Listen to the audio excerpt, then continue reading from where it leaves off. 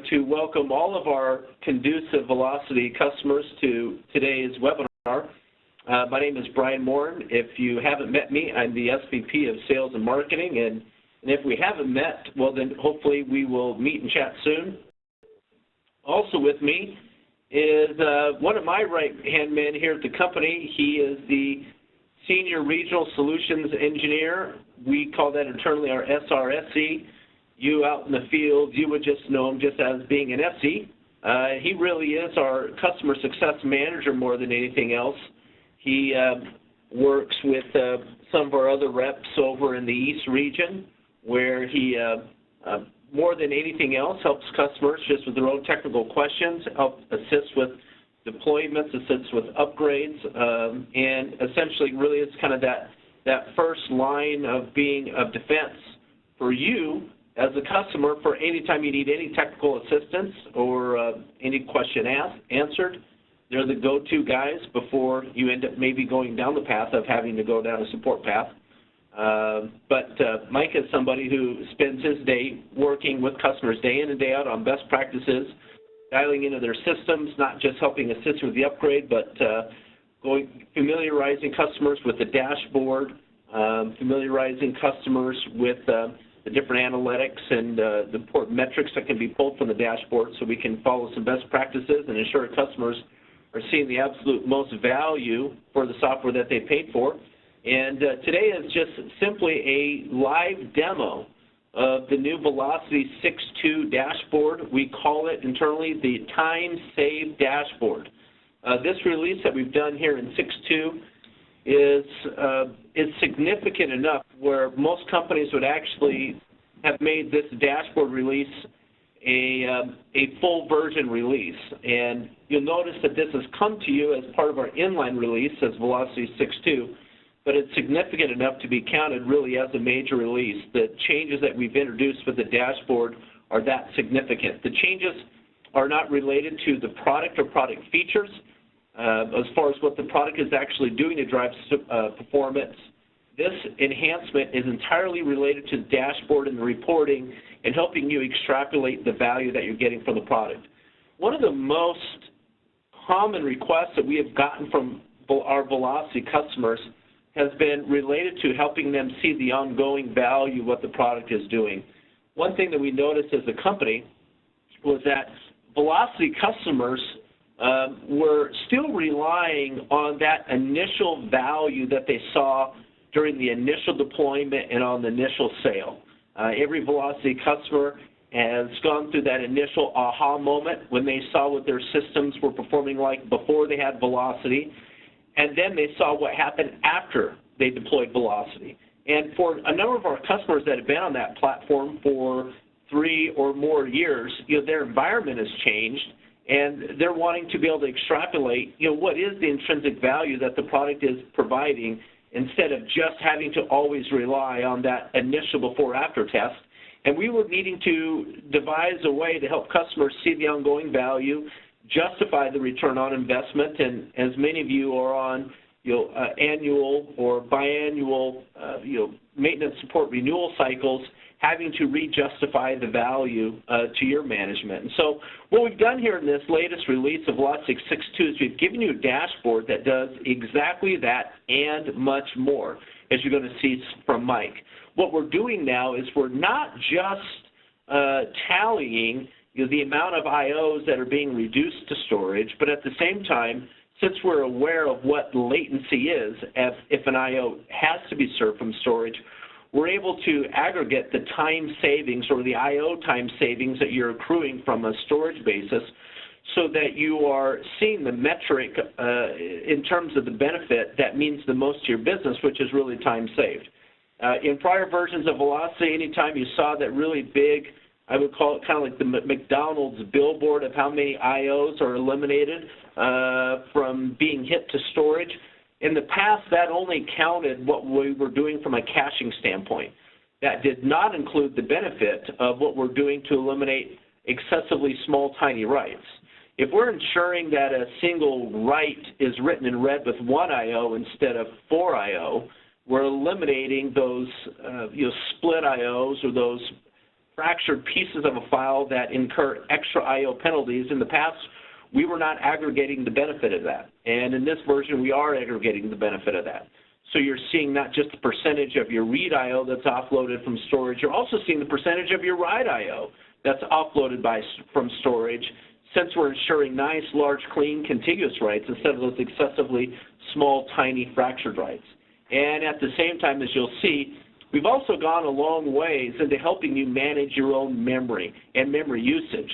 So now you get a much more granular view of what's happening from a memory standpoint, how much physical memory is on a system or group of systems, how much of that memory is actually available and idle, and how much of that portion is actually being used for cache.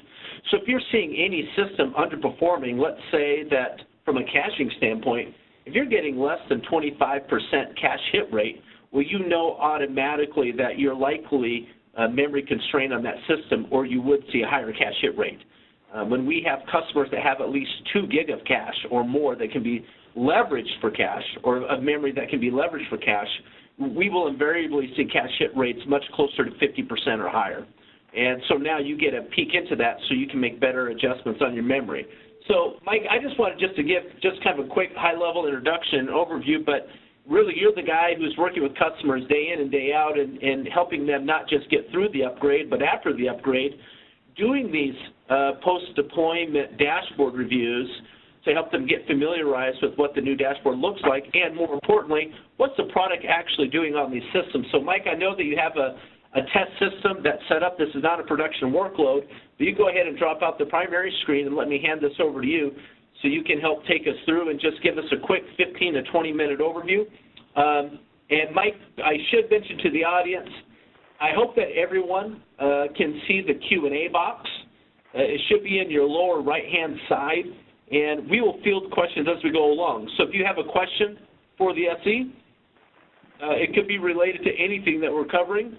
Just type in that question, and I'll field those questions with Mike as we go along. So, Mike, let me hand it over to you. Okay, great. Thanks, Brian. So good afternoon for the folks on the East Coast, and good morning still for the folks on the West Coast. As Brian mentioned, this is a small test environment that we set up, just happen to be using Hyper-V, set up back in Burbank where Brian is. I'm out on the East Coast, so I'm already peeing into this setup. And what we have here, and I just wanted to make this clear for folks, especially those that are on maintenance and are thinking about upgrading or may have already upgraded, the key benefit here, in order to see the dashboard that Brian was referring to, we have to make sure that your version, and I'm going to show you here, the help screen about VMC, the key thing is we want to make sure that you're on version 6.2.122 for the velocity management console. And for the individual VMs, those should be at velocity 6.2.122 or the build just below that, 6.2.120. And you can look into your conducive portal online, and myself or one of the other SEs would be happy to assist you to make sure that you have access, first of all, to the most recent product, and we can help you show you which version that is very quickly to denote, and I can maybe do that at the end. And that way you know that you're downloading the most recent version. So if you're on maintenance, you'll always be upgraded with those most recent updates, and those should be automatically put into your conducive portal if you are one of the assigned folks within your organization. So again, let's talk about the setup here. So the management console you can see is a very lightweight VM here, and you can see here it indicates it's a management console running 6.2.122, and we happen to have another Windows server running 2008 R2. Again, that's another point to clarify that both the velocity management console as well as the deployed VMs, they need to be running, if it's a server that's virtualized, it needs to be running 2008 R2 or above. And same with the velocity management console. And the reason for that is a 64-bit OS version. So let's jump into the dashboard real quick. So we just click on the velocity tab. And what this is going to show you, as Brian indicated, is now a lot of this up-front information that many folks have been asking, hey, we know you're a set-it-and-forget-it type of software implementation. We like that. However, there comes times when we want to know, or my boss wants to know, or my CFO wants to know, what is exactly is the product doing behind the scenes? We know it's helping us. We just don't know how. We want to be able to articulate that. This is why we created the dashboard. So you can see here, again, this is just one out of one system, and I'll show you that VM in a moment. And we ran the report, and you can see here this dashboard has brought us up to the total IOs eliminated, and this is since the product was installed. Okay, so we just set this up literally a couple days ago, and it's not a production workload, but still it's creating IO, and we have eliminated in total 381,000 and change IO.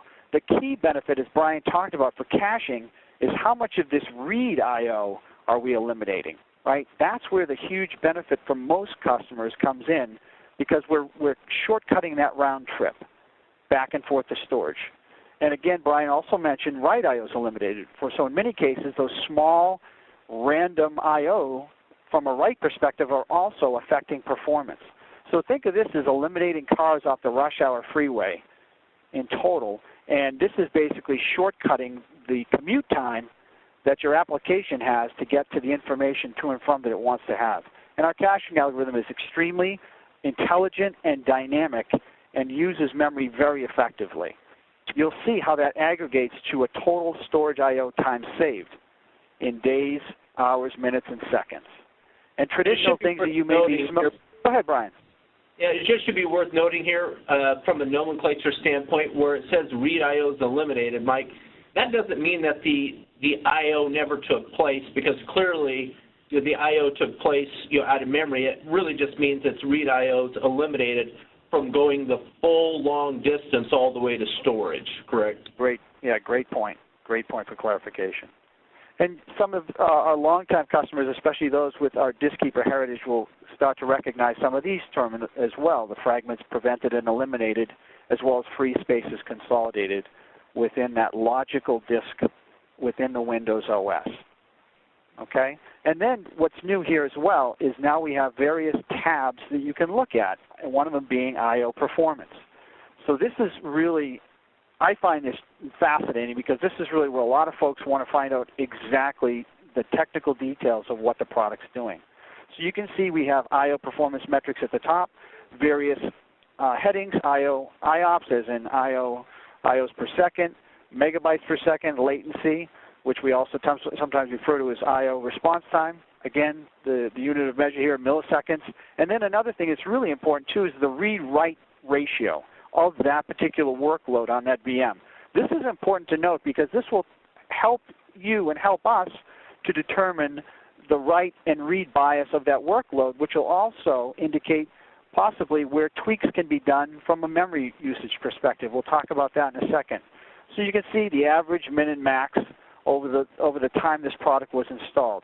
And I also want to point out that this can be looked at from since installation, the last 24 hours, the last 7 days, all of these different periods of time. So you can actually look at this historically to see trends developing within particular workloads. Now, in general, you can aggregate all of the VMs that you have velocity, where you have velocity deployed, or you can look at systems individually. So let's say you have a certain SQL back-ended application that's really I'll say the sweet spot or the key application within your organization. We can really dial in and hone in on those particular metrics and start to tune those where necessary for certain aspects of a SQL backend, as an example. And now we get down into the specifics regarding memory. So memory usage is a hot button for a lot of folks, especially in a virtualized environment, because this is where folks will think like, oh man, Velocity or DiskKeeper might be using up too much of my memory, or I don't know where the memory is being used. I see the non-page pool increasing, but I don't know how it translates or correlates. Well, right here you can see this particular VM, the total amount of RAM is 4 gig, which correlates over here, you can see on this in the Hyper-V Manager, okay? And the data satisfied from cache already being 28.131 gigabytes. Again, we show average min and max over the period of time which we happen to be looking at, the particular point of time reference. And you can see here the free memory in cache. So this, again, Velocity is using free and available memory, as Brian pointed out. And because the algorithm is dynamic, it will ebb and flow, shrink and expand accordingly. so that you're never in a situation where you're paging as a result of velocity, quote-unquote, holding on to memory when it shouldn't be. We will give that memory back and begin to flush this cache accordingly if memory usage starts to shrink overall. But you can see the average amount we're using, just under a gigabyte for that read caching, thus still leaving over 3+ gigabytes available and free for the OS and other applications or system resources. And that's critical to note, because that's really where it's important. We want to be improving performance. We never want to get in the way of performance. And that's why the algorithm called IntelliMemory, in its 3rd generation now, is doing this job so effectively.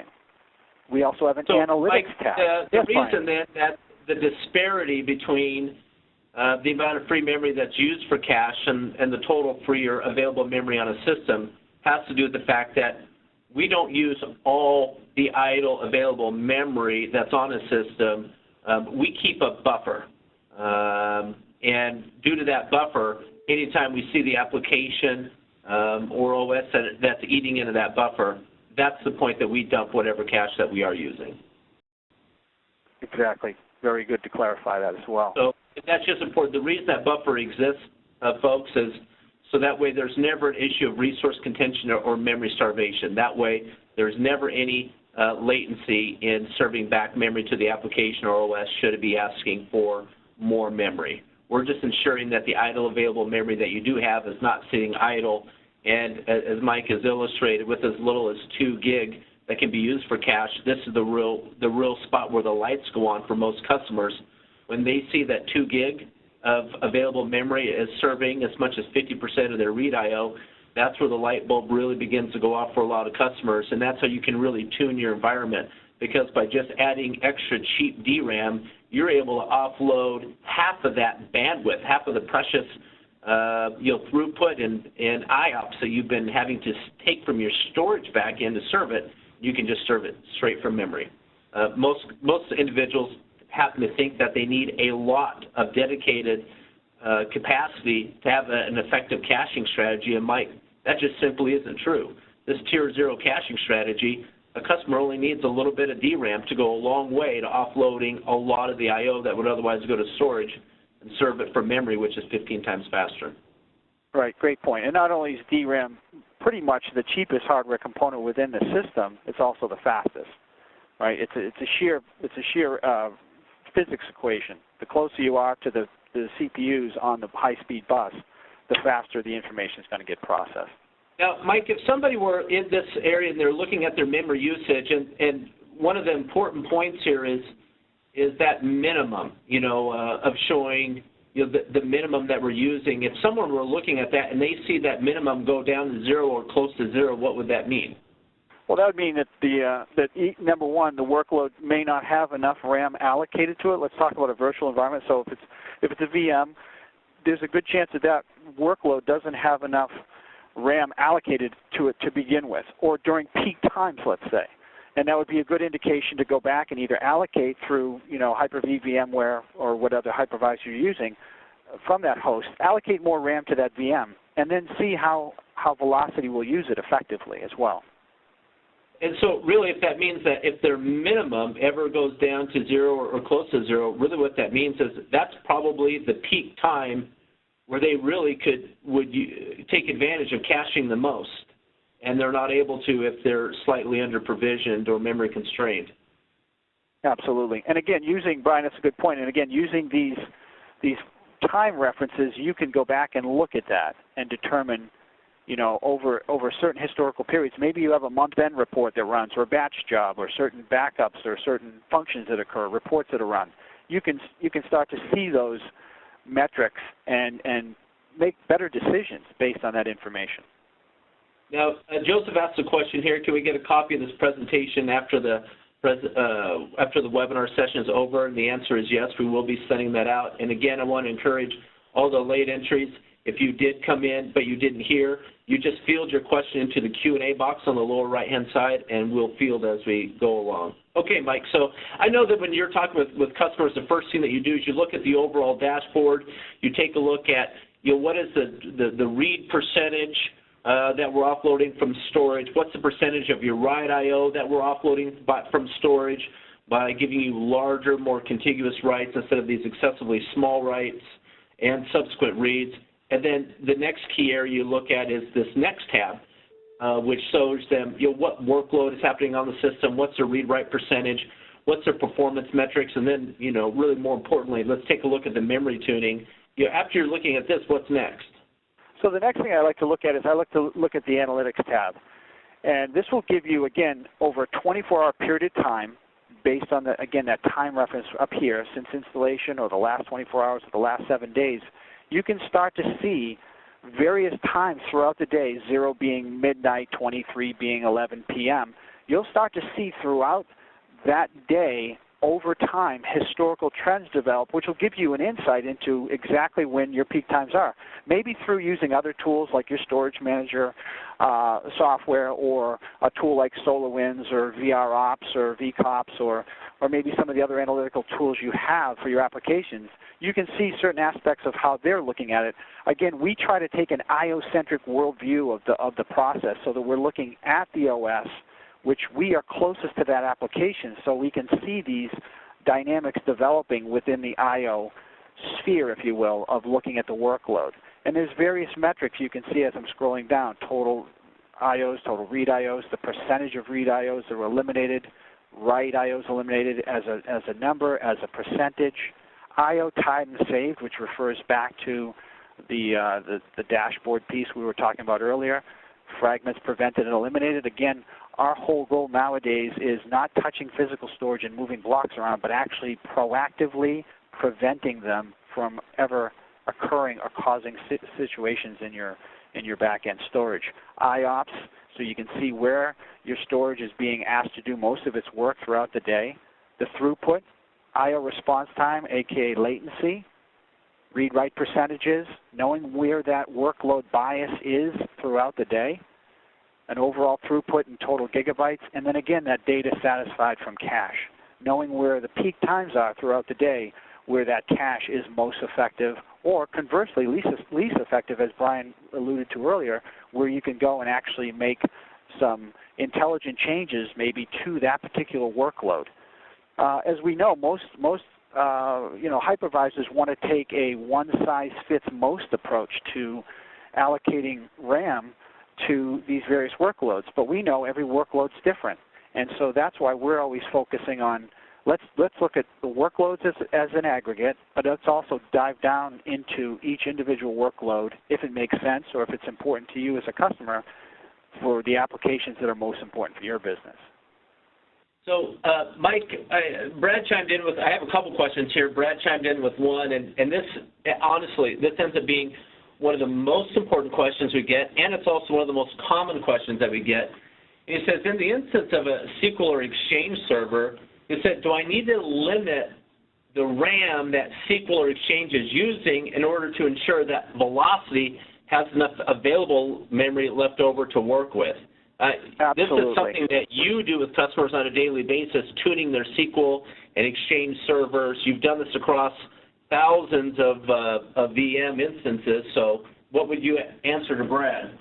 Yeah, that's absolutely true. So in the instance of Microsoft SQL, again, these are Microsoft best practices we're going to talk about. They benefit us indirectly, if you will, but they'll benefit you and that application directly by setting, first of all, making sure that SQL's max memory is set and set appropriately given the amount of RAM that's allocated to the VM, as well as what's typically free and available. So one of the first things we do is we go into Management Studio, SQL Management Studio, if they're the DBA or have access, and we check to see, number one, is SQL's max memory set? I find in many cases it's not. And if that's the case, it's kind of like, I'll use the analogy of giving a child an open blank check to run it through a candy store. Well, SQL's going to just assume it has all the RAM available for itself. It's not going to use it effectively, and it actually will degrade performance of the application that's accessing that database. So setting that max memory is important, and then setting it appropriately. And I guess a 70-30, so 70% of the overall RAM allocated is a good starting point.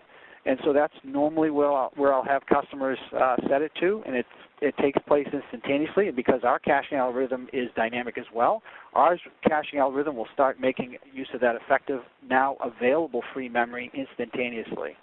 The second thing, and this is something that should be done before those databases are set up, making sure that tempdb log files and the data files are preferably on separate volumes, LUNs, or data stores. And the fastest being relegated to naturally the tempdb and log files, and then conversely the data files as well. And thirdly is rather than choosing the default NTFS unit allocation size of 4K, it's typically best to set that to 64K because SQL likes larger block sizes, usually 8 by 8K page extents. So by setting up those three things in that order of importance, we find that you're setting up for success for SQL's database for those particular applications that are accessing it. And we run across, Brian, all sorts of verticals, everything from the medical space to the financial space to the manufacturing space.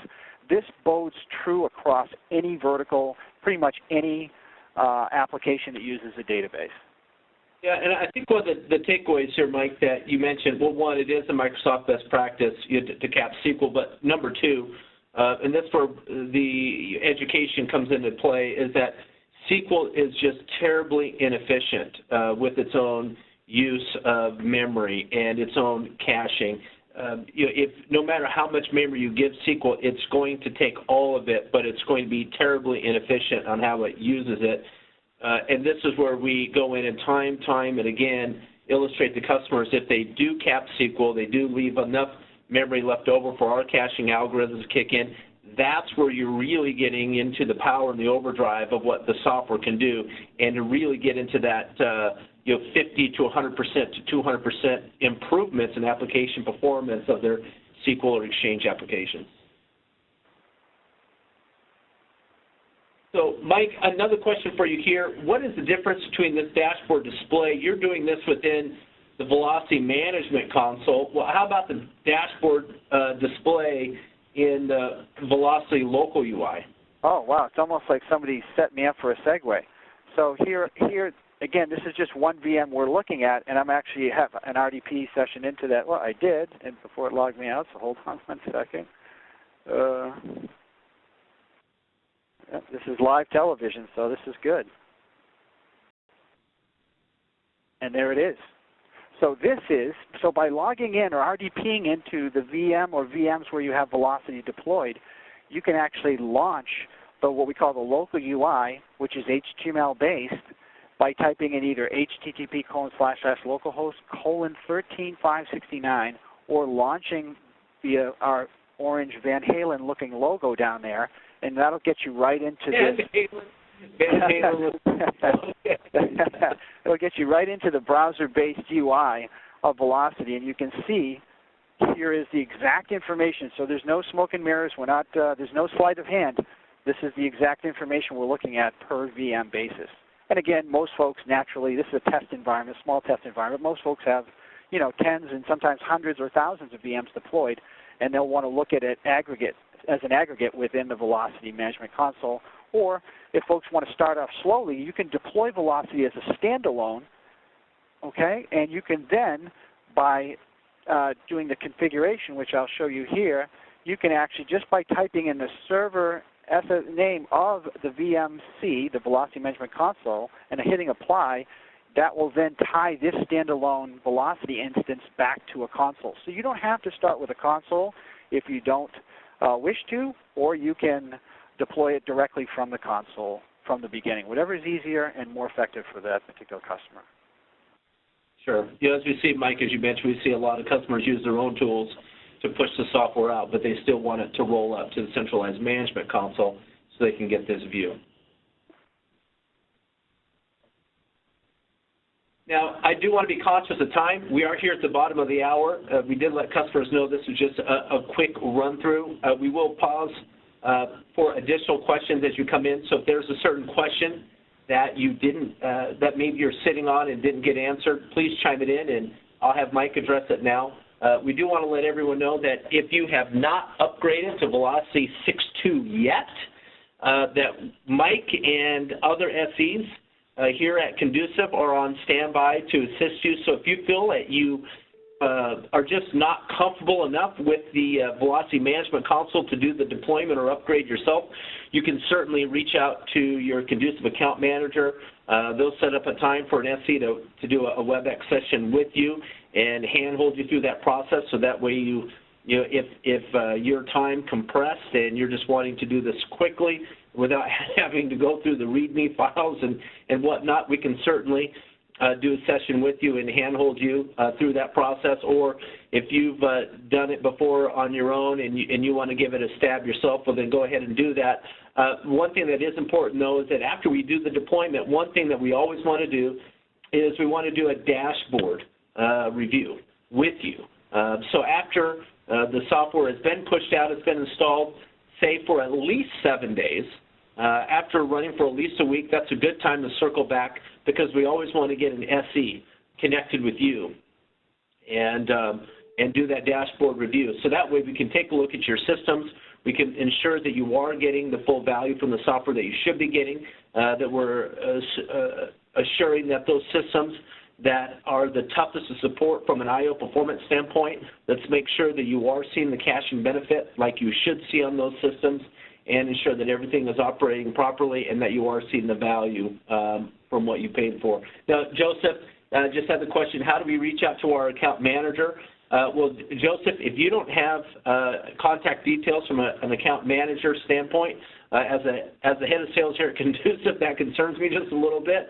So I'll dig into your account and I'll reach out to you directly with an introduction to who your Conducive account manager is, so you can get any questions answered that you may have. And Mike, you see this question from Kyle. He asked a question. Hey, he has 6.1 now. Does it have to be uninstalled before 6.2 can be installed, and will a reboot be required? So great. Yeah, so if you're at version 6 or above, the Velocity Management Console, being browser-based, actually doesn't require a reboot. So you just have to download it, run the executable. It'll realize that it has an existing installation in place, and it will say, do you want to upgrade now? And you just click the next, and it will actually upgrade the VMC, the Velocity Management Console, without a reboot. Now, if you have deployed Velocity nodes already, they do have to be at 6.2.120 or 122 in order to provide the dashboard data. That can be as simple as right here. You can see the Upgrade Velocity button within the Management Console. So my suggestion would be to upgrade the Management Console first, and then either deploy and or upgrade Velocity directly from the console. And then, yes, the end node velocity where it is deployed, if it's not at 6.2.120 or 122, it will require reboot. The great thing is you can upgrade or deploy velocity at any time, and it will lie dormant until that reboot occurs. Good. Thank you, Mike. Well, I don't see any other questions that are coming in at this time. And like I said, if you do have any questions or would like to request assistance on deployment or upgrade, reach out to your account manager. If you don't know your SE already, they'll get you connected with your Conducive SE and make sure to help you. And Mike, I do have a question, a late question here from Ben. He said, would there be support for having multiple user accounts to the dashboard? And I guess, Mike, you go ahead and answer that. Yeah, sure. So what a lot of folks do, well, they'll set up a service account, a local service account as an admin account, let's say, so that a group of admins can access the console. That's probably the easiest and most common way that I see most of the, I'll say, larger customers deploying it, so that not one person, you know, if they leave the company or if they forget the password, you know, it's just easier that way to set up an admin account. And Ben, you do ask a question, will you tie in support, I'm sorry, will there be support to export a report as a PDF? Eventually that's coming. Capabilities at this time. Yeah. So eventually that will be a functionality. You can print the reports from the local UI, and eventually we'll have that functionality built into the VMC. Yeah. So it's a good question, Ben. We do have that question come up. It will be tied into upcoming inline release, but as for now, what individuals have done is just taken screenshots from their UI to share, or you'll use the print function. From the browser, right. So, Mike, a question here from Michael Conley. Can you tie an earlier version of Velocity back to the console? You can. So version 5.3.40, which is the latest and last version of the previous release of Velocity, 5.x, you can manage that. There's a way to install it locally via an EXE or an MSI. You can install it locally, and the console will see that. It's just you can't get some of the later dashboard information from that VM, but you can see it from the console. I have many customers doing that today. Folks that are, stuck on either a 2008 non-R2 version, as an example.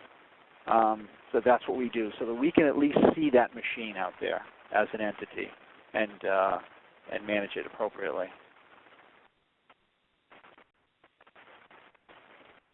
Okay.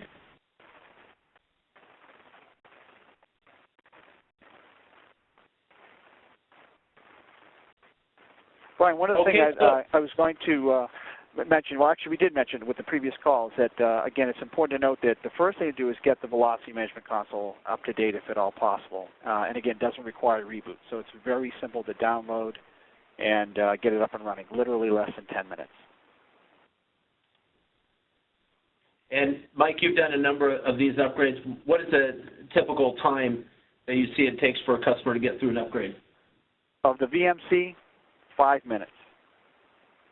And we can deploy a bunch of VMs in under 10 to 15 minutes or upgrade them. Okay. Okay, well, good. Well, Mike, thank you for joining today and giving us this live demo. Again, to our customers, we just want to mention that if you have request any assistance or have any other questions, please direct that to your SE. And if you don't know who your SE is, and then you can reach out to your account manager. They'll get you connected. And the first thing that we want to do as quickly as we can is post-deployment. We want to have that post-deployment review with you. So if you do get the latest 6.2 deployed and you do not hear from your account manager or SE for post-deployment review, well, please ping us.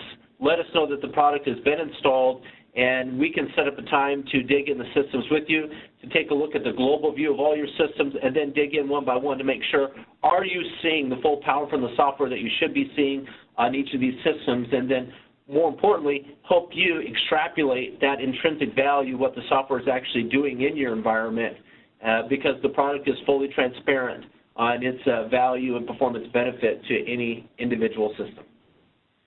With that said, we'd like to thank you for your time and look forward to continuing the conversation, and can't wait to see what your dashboards look like and get screenshots from your dashboards across the board. So we'll hope to be speaking with you soon. Thank you, Mike. Thank you, Brian. Thanks, everyone.